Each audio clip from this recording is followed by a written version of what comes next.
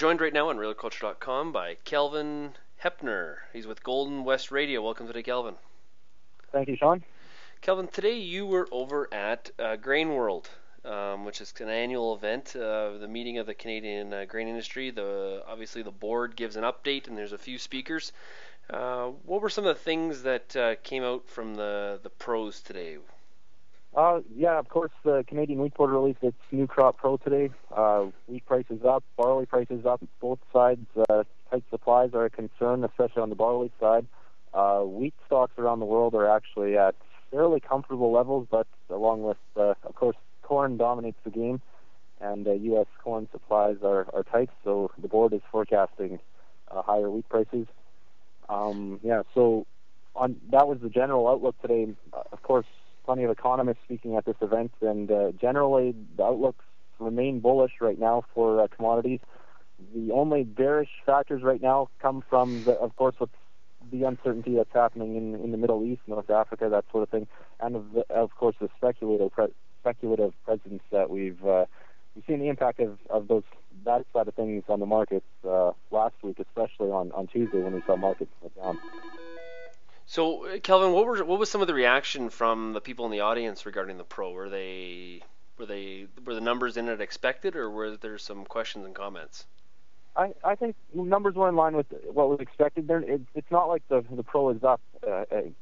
It's not like it exceeded expectations. I think it falls in line with expectations. So, in general, of course, this rally, of course, where we're at right now in terms of spot prices in U.S. markets, that's just a small part of what the pool price is for the 2010-11 year. So the earlier prices, of course, were lower. That means the new crop pro, I guess they're assuming prices will stay high.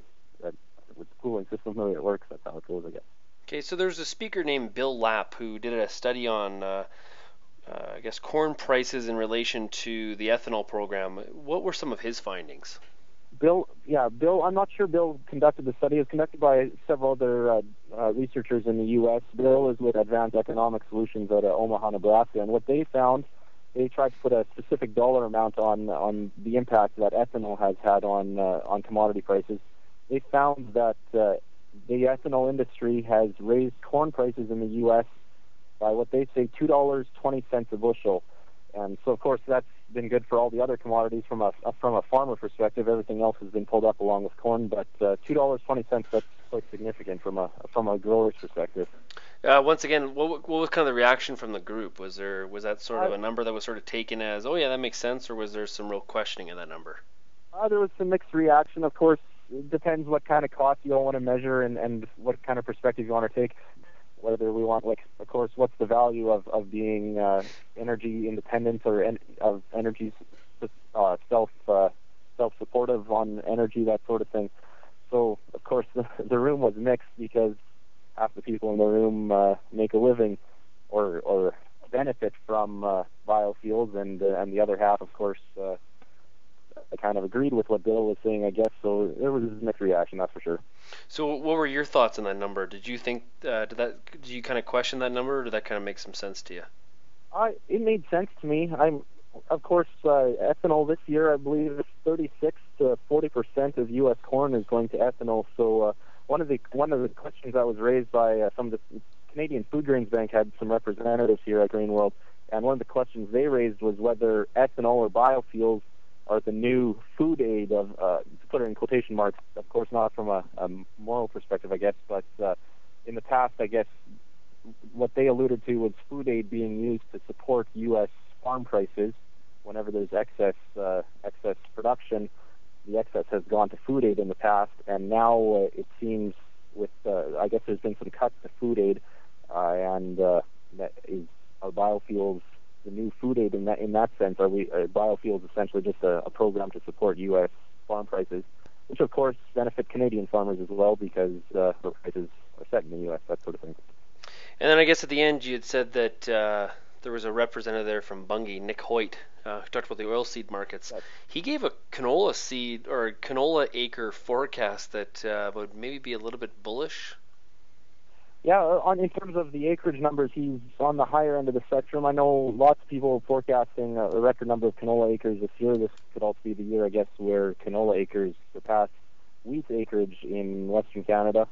That remains to be seen. I guess wheat has rallied over the last 2 or 3 months here.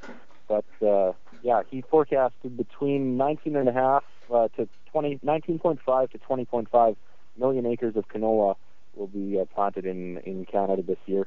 That's quite significantly up from last year. And of course, last year what got planted, a good chunk of that didn't get harvested in the end. So yeah, he's coming in at the high end of the spectrum right now. And right now, with canola prices where they are, he's expecting growers in much of Saskatchewan and Alberta will be planting canola wherever they can. Here in Manitoba, I'm expecting in many areas soybeans will trump canola. Lots of guys are looking to grow soybeans this year, but areas where soybeans can't be grown, I'm sure canola will be a favorite this year.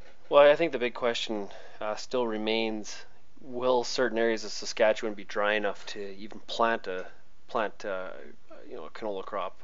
Yep. In the certain areas, like you said, it hasn't even froze. There was so much snow immediately that the ground is still thaw underneath, and I think that's really the limiting factor here, is how dry of a spring are we possibly going to have. Mm-hmm.